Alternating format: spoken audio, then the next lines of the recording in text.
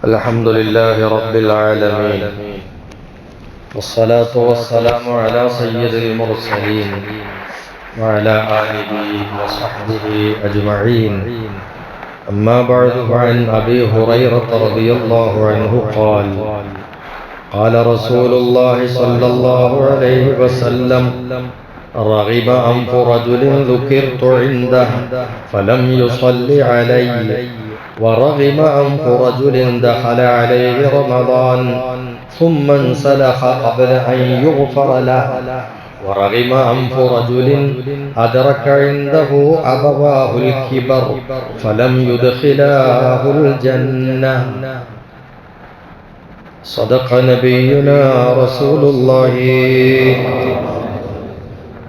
ബഹുമാനമുള്ള മുഅ്മിനീങ്ങളെ, പവിത്രമായ റമദാനിൻ്റെ ഈ പ്രഭാതം മറ്റു പ്രഭാതങ്ങളും പ്രദോഷങ്ങളും ഒക്കെയും അല്ലാഹു നമുക്ക് നന്മ നൽകട്ടെ. നമ്മുടെ വിഷയങ്ങളിലൊക്കെയും അല്ലാഹു തുറസ്സും വിജയവും പ്രദാനം ചെയ്യട്ടെ.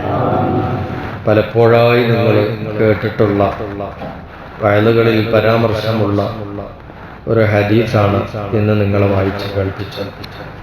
സ്വർഗവാതിലുകൾ നമ്മൾ പറയുമ്പോൾ വിട്ടുപോകാൻ പറ്റാത്തൊരു വാതിലുകൾ, അത് ഓർമ്മപ്പെടുത്താൻ വേണ്ടിയാണ് ഈ ഹദീസ് വായിച്ചിട്ടുള്ളത്. അത് നമ്മുടെ റമദാനുമായി ബന്ധപ്പെട്ടുകൊണ്ടുകൂടിയുള്ള ഹദീസാണ്.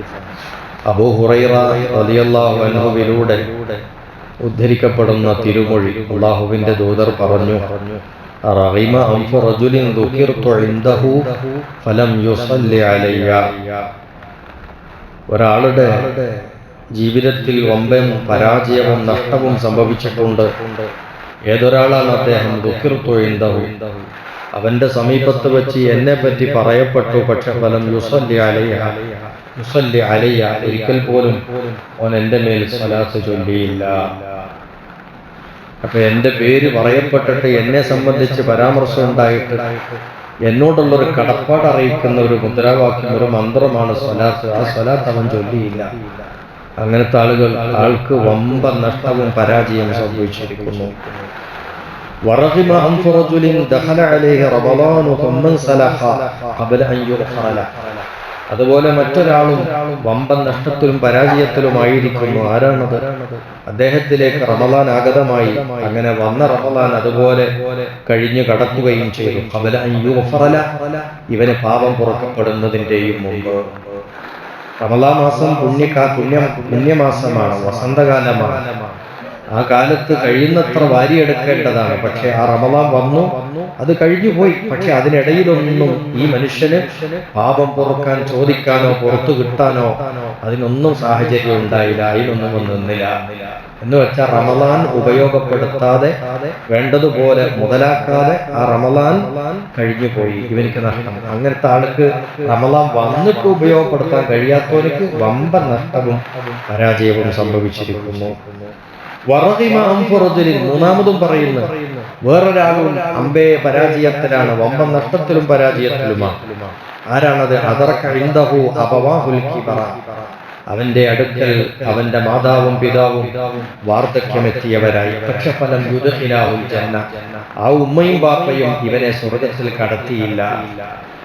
എങ്കിൽ അങ്ങനത്തെ ഒരു മനുഷ്യൻ, അവനും വമ്പൻ നഷ്ടത്തിലും പരാജയത്തിലുമാണ്. അപ്പൊ വല്ലാത്ത ഭാഗ്യക്കേടാണ് ഈ മൂന്ന് സംഗതികൾ. ഒന്ന്, തിരുനബി സല്ലല്ലാഹു അലൈഹി വസല്ലമ തങ്ങളുടെ പേരോ വിശേഷണമോ കേട്ടിട്ട് ഒരിക്കൽ പോലും സ്വലാത്ത് ചെല്ലാൻ അവന്റെ മനസ്സ് കൂട്ടാക്കിയില്ല. എങ്കിൽ അത് വല്ലാത്തൊരു നഷ്ടവും കഷ്ടവുമാണ്. അവന് വല്ലാത്തൊരു ഭാഗ്യക്കേടാണത്. അതുപോലെ റമളാൻ വന്നിട്ട് അള്ളാന്റെ അടുക്കൽ പാപം പുറത്ത് കിട്ടാനുള്ള സാഹചര്യം ഇല്ലാതെ പോയി പോവുക, അത് വല്ലാത്തൊരു ഭാഗ്യക്കേടാണ്. അതുപോലെ മാതാവും പിതാവും പ്രായമായി, അവരെ പോറ്റാനുള്ള അവസരം കിട്ടി, അവരെ നോക്കാനും പരിചരിക്കാനുള്ള സാഹചര്യം ഉണ്ടായി. പക്ഷെ അതിന് ഇവൻ എന്ത് ചെയ്തില്ല? ഇവനൊരു കൂട്ടുന്നില്ല. അങ്ങനെ അവരെ ആ സമയത്ത് പരിചരിച്ചിരുന്നുവെങ്കിൽ അവരുടെ ആ പൊരുത്തം ഇവനെ സ്വർഗത്തിൽ കടത്തുമായിരുന്നു. പക്ഷെ പല യുദ്ധിലാവും ജന്ന, അവർ രണ്ടുപേരും ഇവനെ സ്വർഗത്തിൽ കടത്തിയില്ല. എങ്കിൽ അങ്ങനെയുള്ള ആള് അവനും വമ്പൻ നഷ്ടത്തിലും പരാജയത്തിലും, അവൻ വലിയ ഭാഗ്യക്കേടിലുമാണ് എന്ന് അല്ലാഹുവിന്റെ റസൂൽ സല്ലല്ലാഹു അലൈഹി വസല്ലം. ഇതിൽ നമ്മൾ പഠിക്കേണ്ട പാഠം, നമുക്ക് സ്വർഗത്തിലേക്ക് കടക്കാനുള്ള വാതിലുകളാണ് നമ്മുടെ ഉമ്മയും ബാപ്പയും. ഇന്നിപ്പോ ആ ബന്ധങ്ങൾ വരെ തകർന്നു പോയിരിക്കുകയാണ്. താമരശ്ശേരിയിൽ ഉമ്മയെ കഴുത്തിന് വെട്ടിക്കൊന്നിട്ടുള്ള മകൻ പറഞ്ഞത്, എൻ്റെ ഉമ്മ എനിക്ക് ജന്മം നൽകിയതിനുള്ള ശിക്ഷയാണ് ഞാനിപ്പോ കൊടുത്തിട്ടുള്ളത്. സ്വന്തം ഉമ്മയെ ഇവരെ ജനിപ്പിച്ചതിൽ പോലും പകയുമായിട്ട് നടക്കുന്ന ഒരവസ്ഥയിലേക്കുള്ള മക്കളുടെ മനസ്സ് മാറിപ്പോയിട്ടുണ്ടെങ്കിൽ നമ്മൾ ഏറ്റവും കൂടുതൽ ഒന്നുകൂടി ഉണർന്ന് ചിന്തിക്കുകയും വായിക്കുകയും അള്ളാഹുവിന്റെ തിരുദൂതരുടെ ആ വാക്യത്തെ, തിരുമൊഴിയെ നമ്മൾ നെഞ്ചിലേറ്റുകയും ചെയ്യണം. ഒരിക്കലും അങ്ങനത്തെ ഒരു മരവിച്ച മനസ്സിന്റെ ആളുകളായി, മക്കളായി മാറാൻ നമുക്ക് സാധിക്കാൻ പാടില്ല.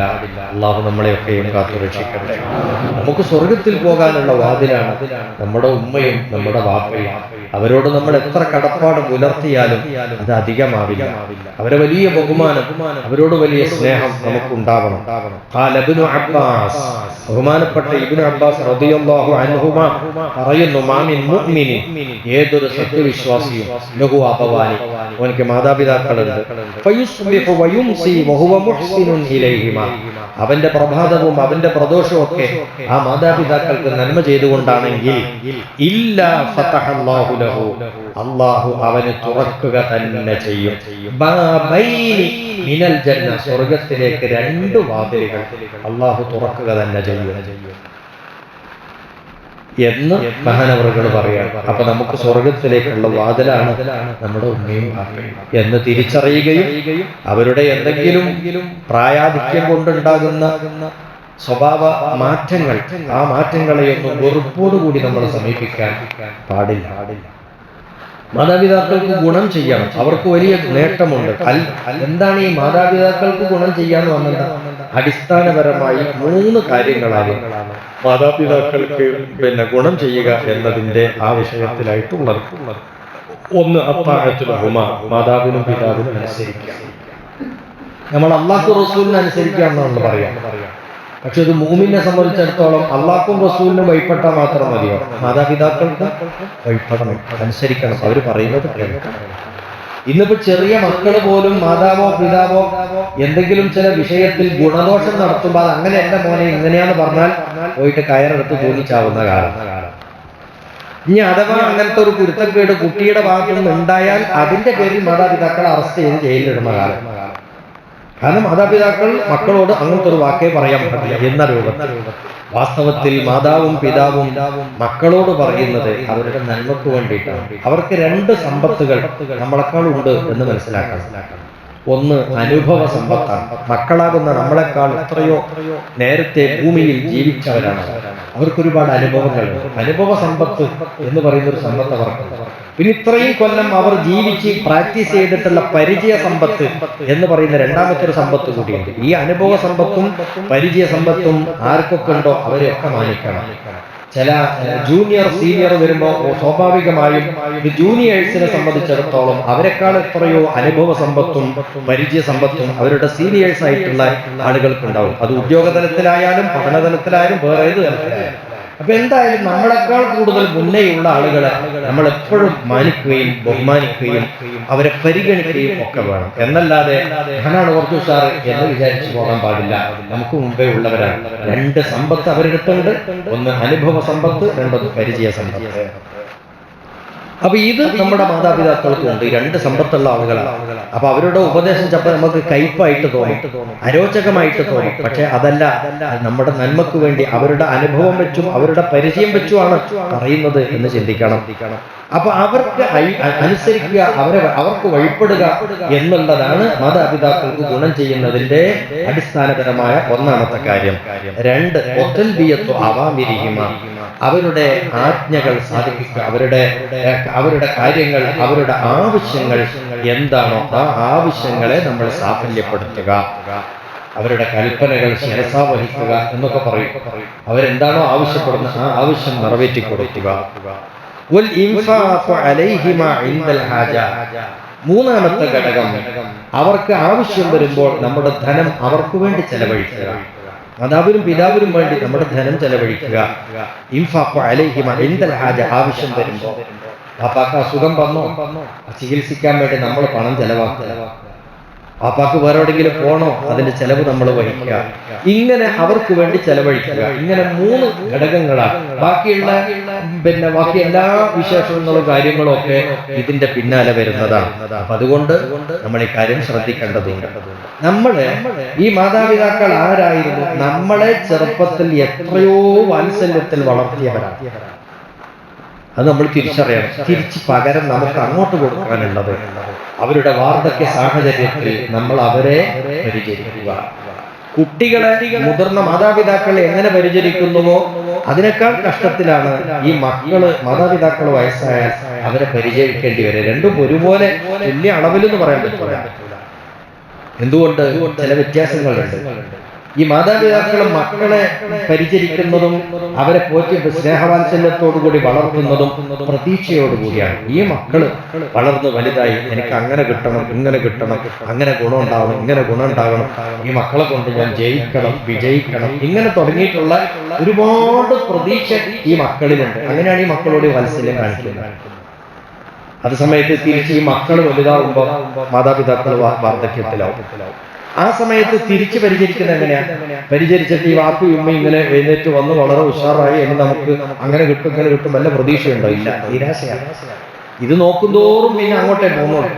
അപ്പൊ ഒന്ന് പ്രതീക്ഷയോടുകൂടി പോറ്റി വളർത്തുകയാണ്, പരിചരണം നടക്കുകയാണ്. മറ്റൊന്ന് നിരാശയാണ് അതിന്റെ പിന്നിലുള്ളത്. അപ്പൊ ഇത് തമ്മിൽ ചിലപ്പോ ഒരു പ്രയാസമുണ്ട്. അപ്പൊ മാതാപിതാക്കള് മക്കളെ പോറ്റിയതുപോലെ ആയിക്കൊള്ളുന്നില്ല മക്കള് മാതാപിതാക്കളെ പോലെ. കാരണം ഇത് രണ്ടും രണ്ട് സ്വഭാവത്തിലാണ്. തന്നെയല്ല, മക്കൾ ചെറുപ്പകാലത്ത് കുസൃതി കാണിച്ചാൽ ആ മാതാപിതാക്കൾക്ക് അതും ഒരു ഹരമായിട്ട് അവരുടെ ഒരു സന്തോഷമായിട്ടാണ് കാണുന്നത്. ഈ മക്കളോട് വെറുപ്പുണ്ടാവില്ല. ഒരു കുസൃതി കാണിച്ചാൽ തന്നെയും വലിയ സ്നേഹം ഉണ്ടാകും. ആ സമയത്ത് പ്രായമാകുന്ന സമയത്ത് ഈ മക്കളെക്കാളും കുസൃതി കാണിക്കുവാൻ ബാപ്പ സ്വഭാവത്തിൽ മാറ്റം, ബാപ്പയും ഉമ്മയും ഒക്കെ സ്വഭാവത്തിൽ മാറ്റം വരും. അതുപോലെ പ്രകൃതിയിൽ മാറ്റം വരും. ഒരു ചെയ്യുന്ന പ്രവൃത്തികളൊക്കെ എന്തായിരിക്കും? മോശപ്പെട്ടതായിരിക്കും. അപ്പോ ഈ മാതാപിതാക്കൾ മക്കളോട് കുസൃതി സമയത്തുണ്ടാകുന്ന മനോഭാവമായിരിക്കില്ല ഈ മക്കൾക്ക് മാതാപിതാക്കളോട് ഉണ്ടാകുക. അപ്പൊ അതുകൊണ്ട് പ്രായമായവരെ പരിചരിക്കുമ്പോൾ കുറച്ചും കൂടി നമ്മുടെ മനസ്സുണ്ടാകണം, ശക്തിപ്പെടേണ്ടതുണ്ട്, പക്വത പ്രാപിക്കേണ്ടതുണ്ട്. അള്ളാഹു പരിശുദ്ധ ഖുർആനിലൂടെ പ്രാർത്ഥന പഠിപ്പിച്ചു. മാതാപിതാക്കൾക്ക് ഗുണം ചെയ്യുന്നതിന്റെ ഭാഗമായിട്ടുള്ള വലിയ ഒരു കാര്യമാണ് അവർക്ക് വേണ്ടി പ്രാർത്ഥിക്കുക.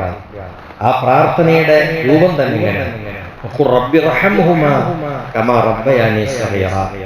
നിങ്ങൾ പറയൂ, റബ്ബി റഹ്മുഹുമാ, അല്ലാഹുവേ എന്റെ മാതാപിതാക്കൾക്ക് നീ കരുണ ചെയ്യണമേ, കമാ റബ്ബയാനി സഗീറ, അവരെന്നെ ചെറുപ്പത്തിൽ നന്നായിട്ട് പരിചരിച്ചിട്ടുണ്ട്. അതിന്റെ പ്രതിഫലമായി, അതിന്റെ പകരമായി നീ അവർക്ക് റഹ്മത്ത് ചെയ്യണമേ. അപ്പൊ അവരെന്നെ പോറ്റിയതുപോലെ നീ അവർക്ക് റഹ്മത്ത് ചെയ്യണേന്ന് അങ്ങനെ ഒരു പ്രയോഗമാണ്. അവരെന്നെ പരിപാലിച്ചതുപോലെ നീ അവർക്ക് കരുണ ചെയ്തു കൊടുക്കണം പഠിച്ചോളെ. അപ്പൊ ചെറുപ്പത്തിൽ നമ്മളെ പോറ്റിയിട്ടുണ്ട്, നന്നായിട്ട് നമ്മളെ സ്നേഹിച്ച് പോറ്റിയിട്ടുണ്ട്.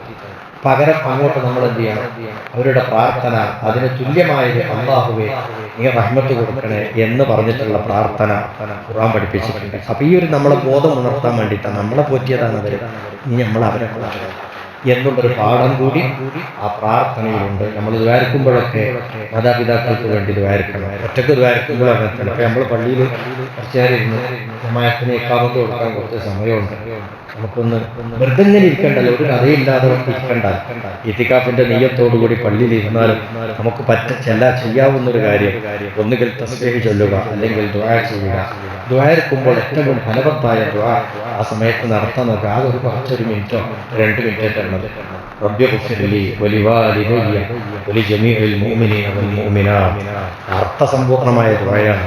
അങ്ങനെ റബ്ബി ഗ്ഫിർ ലി വലിവാലിദയ്യ വലിജമീഇൽ മുഅ്മിനീന വൽ മുഅ്മിനാത്ത്. ഇതിന്റെ അർത്ഥം എന്താ? റബ്ബി ഗ്ഫിർ ലി, പടച്ചോനെ നീ എനിക്ക് പുറത്തു തരണേ, വലിവാലിദയ്യ എന്റെ മാതാപിതാക്കൾക്കും നീ പൊറുക്കണേ, വലിജമീഇൽ മുഅ്മിനീന വൽ മുഅ്മിനാത്ത് സർവ്വ വിശ്വാസികൾക്കും നീ പൊറുക്കണേ റബ്ബേ എന്ന ആ ദുആ കുറഞ്ഞ സമയമുണ്ട്. എത്രയോ വട്ടം ചെല്ലാം, 7 വട്ടം 11 വട്ടമൊക്കെ നമുക്ക് എല്ലാം ഇക്കാമത്ത് കൊടുക്കാനാണെന്നുള്ള സമയമുണ്ടല്ലോ. അതിരിക്കണ്ട, ഇത്രയും വലിയ ഇമ്പോർട്ടൻ്റ് ആയിട്ടുള്ള പ്രാർത്ഥനയാണ് എന്ന് മനസ്സിലാക്കണം. അപ്പൊ എപ്പോൾ കേൾക്കുമ്പോഴും ഒന്ന് നമുക്ക് നമ്മൾ കഴിഞ്ഞാൽ പിന്നെ നമ്മുടെ മാതാപിതാക്കൾക്ക് മറ്റുള്ള ആളുകൾ, അതുപോലെ ഉസ്താദുമാർക്കും കൂട്ടിയാൽ വലിയ ഉസ്താദി വലിയ അങ്ങനെ ആയാലും വളരെ നല്ലത്. അപ്പം അതെല്ലാം ശ്രദ്ധിച്ചുകൊണ്ട് നമ്മൾ വളരെ കരുതലോടുകൂടി മുന്നോട്ട് പോകണം. അല്ലാഹു തആല നമുക്ക് സ്വർഗം അനുവദിച്ചു തരട്ടെ. സ്വർഗം നിഷിദ്ധമാകുന്ന എന്തെങ്കിലും ദൂഷ്യങ്ങൾ നമ്മുടെ ചുറ്റുവട്ടത്തുണ്ടെങ്കിൽ അതിലകപ്പെട്ടു പോകാതെ അള്ളാഹു നമുക്ക് പരിരക്ഷ പ്രദാനം ചെയ്യട്ടെ. സ്വർഗത്തിലേക്ക് നമ്മളെ എത്തിക്കുന്ന എല്ലാ നന്മകളുമായി ഒത്തുചേർന്ന് നിൽക്കാനും അത് കൈക്കൊള്ളാനും ജീവിതത്തിൽ അതെല്ലാം പുലർത്താനും അള്ളാഹു നമുക്കെല്ലാം തൗഫീഖ് നൽകി അനുഗ്രഹിക്കട്ടെ. വആഖിറു ദഅ്വാനാ അനിൽ ഹംദുലില്ലാഹി റബ്ബിൽ ആലമീൻ.